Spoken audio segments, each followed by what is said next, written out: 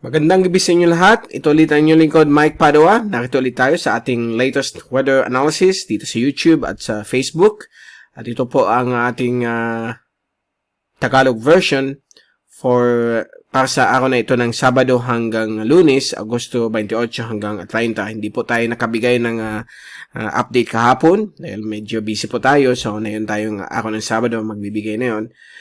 Quick one lang po ito since wala naman po any significant weather systems across the Western Pacific except lang itong mga low pressure, itong mga thunderstorms, localized thunderstorms at yung mga usual trade winds at yung intertropical convergence zone. So ito po yung latest graph set na yung Sabado hanggang Lunes. Manatili pa rin yung intertropical convergence zone sa may Visayas, Mimaropa, Sulu, Archipelago at Mindanao. So may mga inasahan pa rin mga localized thunderstorms, mga katamtaman hanggang malalakas nito, mga severe ones, lalo na po sa hapon o gabi. At dito naman po sa Bicol region, silangan bahagi po ng Luzon, kasama po ang dulong hilagang Luzon at Batanes, Bubuing Cubao Islands. Umiiral na yun po ang medyo katamtaman po na easterly surface wind flow. Ito po ay medyo mainit na hangin mula sa silangan na nagbibigay po ng mga thunderstorms. Ganun din po sa hapon o sa gabi. So sa mga oras na ito, nakita po natin marami pa rin mga cluster of thunderstorms all across the Philippines, lalo na sa Luzon. At meron isa, nagde-depart na yun sa may western sections ng Luzon, sa Pangasinan area hanggang sa Bataan. So, magbibigay po dyan ng mga thunderstorms sa area na ito na yung time ng gabi. At meron po tayong napakihinang LPA na nag-develop po sa may South China Sea, malapit po sa coastal areas ng Vietnam. Hindi naman po ito inasahan lalakas upang maging isang bagyo. So, all clear po ang ating Western Pacific at South China Sea. Wala pong inaasahan na tropical cyclone formation sa loob ng 10 araw hanggang September 4. Clear na clear po ang Pacific at Philippine Sea. Meron lang tayong surface trough po dito sa may Eastern Micronesia. Hindi naman po siya mag-intensify bilang isang LPA. Meron po tayong dalawang malakas na high pressure sa may south and east of Japan na nagbibigay po ng easterly surface wind flow dito po sa may hilagang bahagi po ng Luzon. Lalo na po yung silangan na bahagi. Okay? So, ito po ang magiging weather conditions natin hanggang sa darating pong Lunes. Pagbalik natin sa Lunes, mayroon naman tayong bagong mga updates na ibibigay sa ating panahon. Ito po yung fast animation. So, nakita po natin ang maraming kaulapan.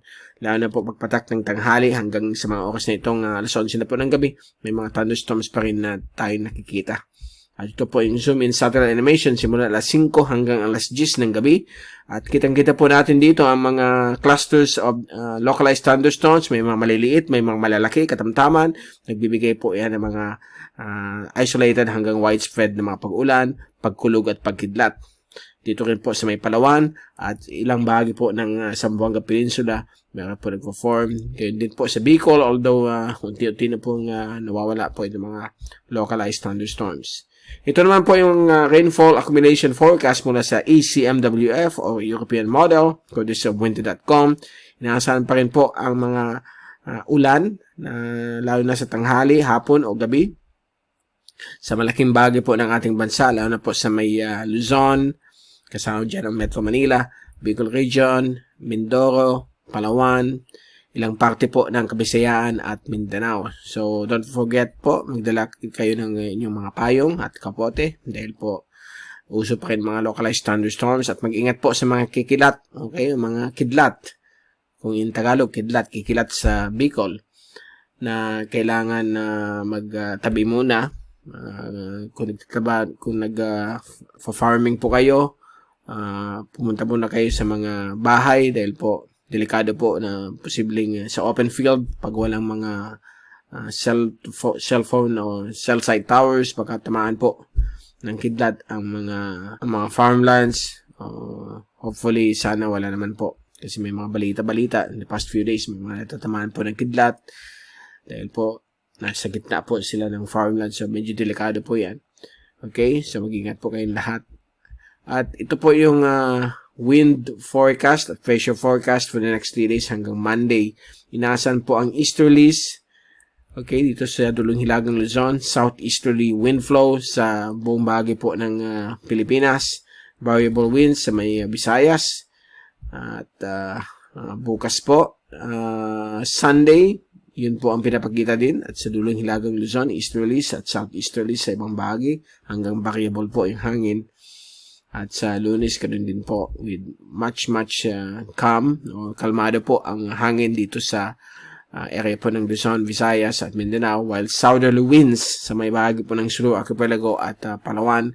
So mag-ingat po sa mga possible development ng mga thunderstorms simula tanghali, hapon o gabi. Okay, so yan po ating latest na yung araw po ng Sabado hanggang Lunes. Babalik ulit tayo sa Lunes upang bigay sa inyo yung pinaka-latest sa ating panahon. Mula sa Typhoon 2000, ito si Mike Pado nagpapaalam. Mag-ingat po tayong lahat. #WeatherWiser. Happy weekend to all. At maraming salamat po sa pagpunod niyo sa aking channel.